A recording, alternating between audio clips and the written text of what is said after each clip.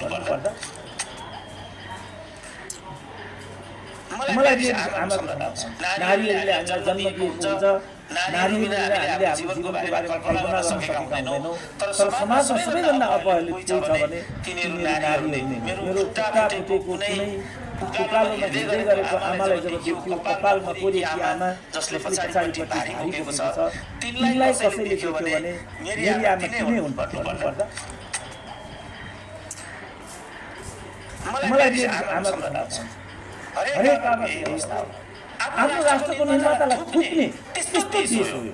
त्यस्तो देशमा कुनै पनि नागरिक कहिले इज्जत हुँदैन। सगरमाथा आरोहण गर्न पासाङ लामोलाई सम्भव हो, तर अवरोहण गर्न उनलाई सम्भव भएन।